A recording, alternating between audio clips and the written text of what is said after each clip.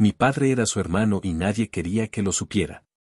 Estábamos en el hospital, rodeados de máquinas que pitaban como si marcaran el tiempo que le quedaba. Mi padre, estoico como siempre, le sostenía la mano sin decir nada. Mi hermana lloraba en silencio. Yo solo la miraba, esperando que dijera algo, cualquier cosa. Y lo hizo. Con la voz rota, apenas audible, me miró directamente y soltó: «Tú no eres hijo de tu padre. Eres hijo de Elías». Elías. El hermano de mi padre. El que desapareció hace más de 20 años. El que todos daban por muerto. El que, según la versión oficial, se fue sin despedirse, sin dejar rastro, sin explicaciones. Elías, el rebelde, el carismático, el que siempre me pareció más parecido a mí que mi propio padre. Y ahora resulta que lo era. Literalmente. Mi padre no dijo nada. Ni una palabra. Solo apretó la mandíbula y siguió mirando a mi madre como si no hubiera escuchado. Pero yo sí escuché. Y esa frase me rompió algo por dentro. No por el hecho de que mi padre no fuera mi padre, sino por todo lo que implicaba. ¿Por qué me lo decía justo ahora? ¿Por qué guardó ese secreto toda su vida? ¿Y por qué Elías desapareció justo después de que yo naciera? Esa noche no dormí. Me encerré en mi cuarto y empecé a revisar todo lo que tenía de mi infancia. Fotos, cartas, documentos. Buscando algo, cualquier pista. Y encontré una caja vieja, escondida en el fondo del closet. Dentro había una carta sin fecha, escrita con una letra que no reconocí al principio. Pero luego me cayó el 20. Era la letra de Elías. Decía: «Si estás leyendo esto, es porque algo salió mal. No confíes en nadie. Ni en tu padre, ni en tu madre. Hay cosas que no sabes, cosas que podrían destruirte. Pero tú mereces saber la verdad. Empieza por el terreno de San Miguel. Ahí enterraron más que recuerdos». El terreno de San Miguel era una propiedad que mi familia tenía en las afueras. Abandonada desde hace años. Nadie hablaba de ella. Nadie iba. Pero yo fui. Al día siguiente, sin decirle a nadie, tomé el coche y manejé hasta allá. El lugar estaba cubierto de maleza, con la casa en ruinas. Entré con una linterna y empecé a buscar. No sabía qué buscaba exactamente, pero algo me decía que tenía que estar ahí. Y lo encontré. Bajo una de las tablas del piso, había una caja metálica. Dentro, había fotos. Muchas fotos. De mi madre y Elías. Juntos.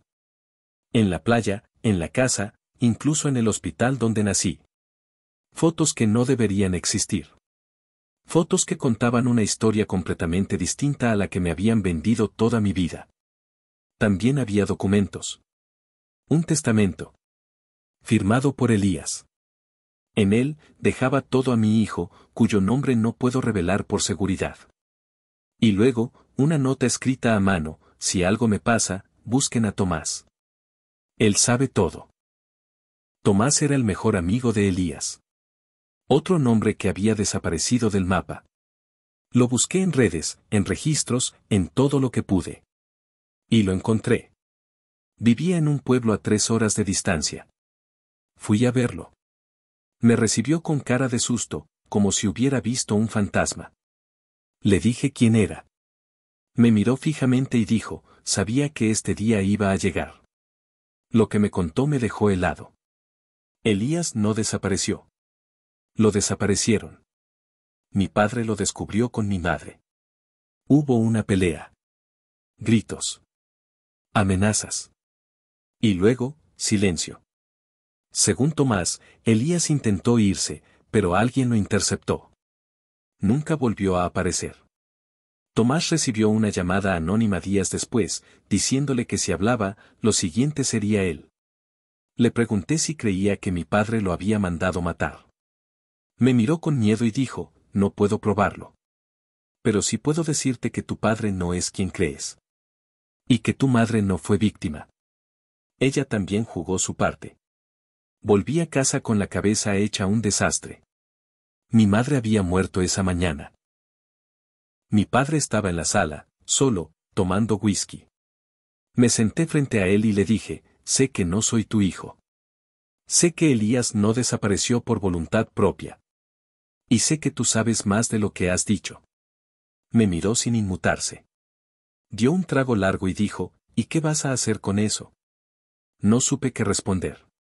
Porque en ese momento entendí que no solo me habían mentido. Me habían construido una vida entera sobre una mentira. Y ahora, tenía que decidir si la desenterraba por completo, o si me convertía en parte de ella. Pero no iba a quedarme callado. No después de lo que vi. No después de lo que descubrí. Porque si Elías estaba muerto, alguien tenía que pagar. Y si no lo estaba, entonces alguien tenía que hablar. Y yo iba a encontrarlo. Aunque eso significara destruir todo lo que quedaba de mi familia.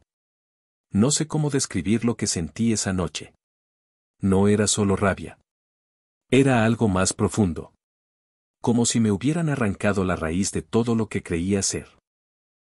Me encerré en mi cuarto, con las fotos de Elías y mi madre esparcidas sobre la cama, el testamento en la mano, y la voz de Tomás repitiéndose en mi cabeza, tu padre no es quien crees. Y tu madre tampoco. La imagen que tenía de ellos empezó a desmoronarse. Mi madre, siempre dulce, siempre protectora, había sido cómplice de una traición que duró décadas. Y mi padre, bueno, él ya no era el hombre íntegro que yo admiraba. Era alguien capaz de borrar a su propio hermano del mapa. Y criar al hijo de ese hermano como si nada. ¿Por amor? ¿Por orgullo? ¿Por venganza? No lo sabía. Pero necesitaba respuestas. Así que empecé a investigar. Me metí en archivos, registros, llamadas antiguas. Descubrí que Elías había sido denunciado por conducta inapropiada en su trabajo semanas antes de desaparecer. Pero no había pruebas. Solo una declaración anónima. Y luego, silencio. Como si alguien hubiera limpiado todo rastro. También encontré algo más. Un número de cuenta bancaria a nombre de Elías, que seguía activo. Con movimientos recientes. Eso no tenía sentido. Si estaba muerto, ¿quién usaba esa cuenta? Fui al banco, fingí ser él, y logré que me dieran acceso a los últimos movimientos. Había transferencias a una dirección en Veracruz. Una casa. Registrada a nombre de E. Rivas. Elías Rivas. Mi corazón se aceleró. ¿Podía estar vivo? ¿Todo esto había sido una farsa? ¿Un exilio voluntario? ¿O una huida forzada? Tomé el coche y manejé hasta esa dirección. Era una casa modesta, con jardín descuidado y ventanas cerradas. Toqué la puerta. Nadie respondió. Pero cuando me alejaba, alguien me llamó por mi nombre. Me volteé. Y ahí estaba. Más viejo, más delgado, con el cabello gris y los ojos hundidos. Pero era él. Elías. Mi verdadero padre. No supe qué decir. Solo lo miré, esperando que hablara. Y lo hizo. Sabía que vendrías. Tu madre me lo prometió. Entramos a la casa. Me ofreció café, como si fuéramos dos viejos conocidos. Y luego empezó a hablar. Me contó todo. Cómo se enamoró de mi madre cuando ella aún estaba con mi padre. Cómo ella le dijo que estaba embarazada. Cómo pensaron en huir juntos. Pero mi padre los descubrió. Y ahí empezó el infierno. Según Elías, mi padre lo amenazó con destruirlo. Con acusarlo de abuso, de fraude, de cualquier cosa que lo hundiera. Y lo hizo. Lo despidieron. Lo denunciaron. Lo aislaron. Hasta que no le quedó otra que desaparecer. Mi madre lo ayudó a escapar. Le dio dinero. Le prometió que algún día me diría la verdad. Pero nunca lo hizo. Hasta que ya no podía hablar más. Le pregunté por qué no volvió. ¿Por qué no luchó? Me miró con lágrimas en los ojos y dijo, porque si volvía, tú sufrías. Y ella también. Y yo ya estaba muerto para todos. Me dio una carpeta. con documentos, grabaciones, cartas. Pruebas de todo lo que había pasado. Incluía una grabación de mi madre, confesando que mi padre la obligó a mentir. Que si decía algo, él la destruiría. Que vivió con miedo toda su vida. Volví a casa con esa carpeta como si llevara dinamita. Me encerré y la revisé toda. Y ahí encontré algo que me cambió por completo. Un documento legal. Una cláusula en el testamento de mi abuelo, el padre de Elías y mi padre. Decía que la herencia familiar solo podía pasar al hijo legítimo de sangre Rivas. No al adoptado. No al criado. Al legítimo. Eso me incluía a mí. Y excluía a mi padre. La herencia era millonaria. Propiedades, empresas, terrenos. Todo. Y ahora, legalmente, me pertenecía. Pero si lo reclamaba, desataría una guerra. Una que podía destruir a todos. Incluyéndome. Le conté a mi hermana. Pensé que entendería. Que me apoyaría. Pero me miró con odio. Me dijo que estaba loco. Que iba a arruinarlo todo. Que si seguía con esto, ella me borraría de su vida. Y lo hizo. Me bloqueó. Me dejó de hablar. Me acusó de manipular a nuestra madre en sus últimos días. De inventar todo. De querer robar lo que no era mío. Pero yo tenía las pruebas. Tenía la verdad. Y tenía a Elías, dispuesto a declarar. Así que fui con un abogado. Le mostré todo. Me dijo que era un caso explosivo. Que si lo llevábamos a juicio, saldría en todos los medios. Que mi padre podía perderlo todo. Y que yo, podía ganarlo todo. Pero también podía perder a mi familia. A mi hermana. A mi nombre. A mi paz. Esa noche, mi padre me llamó. No sé cómo se enteró. Solo dijo, si haces esto, no hay vuelta atrás. Le respondí, ya no hay vuelta atrás desde que decidiste borrar a tu hermano. Desde que me criaste con una mentira. Desde que me hiciste vivir como alguien que no era. Colgó sin decir más. Y ahí supe que la guerra había empezado. Una guerra silenciosa, familiar, legal, emocional. Una guerra que iba a sacar lo peor de todos. Incluyéndome. Porque ahora, yo no era solo el hijo traicionado. Era el heredero. El testigo. El verdugo. Y no pensaba detenerme. La demanda se presentó un lunes. Sin aviso, sin ceremonia. Solo un sobreentregado en la oficina de mi padre, con mi nombre en la portada y el título, reclamación de herencia legítima por filiación biológica. El silencio que siguió fue ensordecedor. No me llamó. No me buscó. Pero lo sentí. Como si el aire en la casa se hubiera vuelto más denso, más hostil. Mi hermana me escribió un mensaje, eres un monstruo. Lo borré sin responder. Elías estaba dispuesto a testificar. Su abogado lo preparó durante semanas. Teníamos pruebas, ADN, cartas, grabaciones, el testamento original de mi abuelo. Todo apuntaba a una verdad que nadie quería aceptar. Que yo era el hijo legítimo. Que mi padre había ocultado esa verdad durante décadas.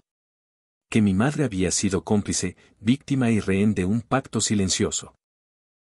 Pero justo cuando pensábamos que teníamos todo bajo control, ocurrió el primer golpe. El abogado de mi padre presentó una contrademanda. Alegaba que Elías había falsificado documentos, que había manipulado a mi madre, que todo era parte de una conspiración para despojarlo de su legado. Y lo peor, presentó una grabación. Una que yo no había escuchado antes. Era mi madre. Pero no la voz temblorosa del hospital. Era una grabación antigua, de hace años. Decía, no quiero que Tomás ni Elías se acerquen a mi hijo. No confío en ellos. No quiero que lo destruyan. La voz sonaba firme, decidida. Y aunque sabía que había sido manipulada emocionalmente, esa grabación era un golpe directo a nuestra credibilidad. Elías se derrumbó. Me dijo que esa grabación fue sacada de contexto. Que mi madre estaba asustada. que mi padre la había presionado. Pero en la corte, el contexto no siempre importa. Importa la percepción. Y la percepción empezaba a girar en nuestra contra. Fue entonces cuando recibí el mensaje. Anónimo. Sin remitente. Solo decía, busca en el archivo de la empresa. Hay algo que tu padre no quiere que veas. Pensé que era una trampa. Pero no podía ignorarlo. Así que fui. Me colé en la oficina de contabilidad, revisé los archivos antiguos. Y lo encontré. Un contrato. Firmado por mi padre y un tercero. En él, se acordaba el pago de una suma considerable a cambio de silencio y cooperación en la desaparición de E.R. Elías Rivas. El documento no decía explícitamente que lo habían mandado matar. Pero sí que alguien fue pagado para facilitar su salida definitiva. Lo llevé al abogado. Me dijo que era suficiente para abrir una investigación penal. Pero que si lo hacíamos, mi padre podía ir a prisión. Y eso cambiaría todo. No solo la herencia. La historia. La familia. El apellido. Le dije que lo hiciera. La noticia explotó. Salió en medios locales. Empresario acusado de encubrir desaparición de su hermano. Mi padre fue citado a declarar. Mi hermana me llamó llorando. Me dijo que lo estaba destruyendo. Que lo estaba matando. Que no entendía por qué lo hacía. Le respondí, porque él ya mató a alguien. Y tú decidiste mirar a otro lado. El juicio se volvió un circo. Testigos, documentos, grabaciones. Elías declaró. Contó todo. Su relación con mi madre. La amenaza. La desaparición. El exilio. Mi padre lo miraba con una mezcla de odio y miedo. Como si no pudiera creer que estuviera vivo. Como si su fantasma hubiera regresado a cobrar cuentas. Pero el golpe final no vino de nosotros. Vino de alguien inesperado. Tomás. Apareció en la corte con una grabación. Una que había guardado por años. Era una conversación entre él y mi padre. En ella, mi padre decía, ese bastardo no va a quedarse con nada. Si tengo que enterrarlo yo mismo, lo haré. La sala quedó en silencio. Mi padre palideció. El juez pidió un receso. Y yo supe que habíamos ganado. La herencia fue transferida. Legalmente, yo era el único heredero. Mi padre fue despojado de todo. La empresa, los terrenos, las cuentas. Todo pasó a mi nombre. Pero no hubo celebración. No hubo victoria. Solo vacío. Mi hermana se fue del país. Me bloqueó de todo. Me dijo que nunca me perdonaría. Que prefería vivir con la mentira que con la verdad que yo había desenterrado. Mi padre cayó en desgracia. Lo vi una última vez, sentado en el jardín, solo, con la mirada perdida. Me acerqué. Le dije, podías haberlo evitado. Podías haber dicho la verdad. Me miró y respondió, la verdad no siempre salva. A veces destruye. Y tenía razón. Porque aunque gané, perdí todo lo demás. La familia. La paz. La inocencia. Elías volvió a vivir en la ciudad. Me visita de vez en cuando. Hablamos. Pero hay una distancia que nunca se cierra. Porque aunque es mi padre, no lo fue. Y aunque yo soy su hijo, crecí con otro hombre. Uno que me enseñó a mentir sin mover los labios. Hoy manejo la empresa. Tengo todo lo que mi padre construyó. Pero cada vez que entro a su oficina, siento que estoy caminando sobre tumbas. Sobre secretos. Sobre traiciones. Y a veces me pregunto si valió la pena. Porque la verdad, aunque irreversible, no siempre libera. A veces, solo te deja solo. Con el legado maldito que tanto quisiste reclamar. Han pasado meses desde el juicio. La empresa prospera, los números suben, los socios me respetan. Pero cada logro sabe a ceniza. No hay aplausos sinceros, solo miradas calculadoras. Soy el heredero, sí, pero también el traidor, El hijo del escándalo, el que destruyó su propia sangre por justicia. Elías me ofreció irnos juntos, empezar de cero en otro país. Lo pensé. Pero algo me retiene. No es orgullo. Es castigo. Elegí esta verdad, y ahora vivo en ella. Cada rincón de esta casa, cada reunión, cada firma, me recuerda lo que costó llegar aquí. Mi padre vive en una residencia. No habla. No escribe. Solo mira por la ventana. A veces creo que espera que lo visite.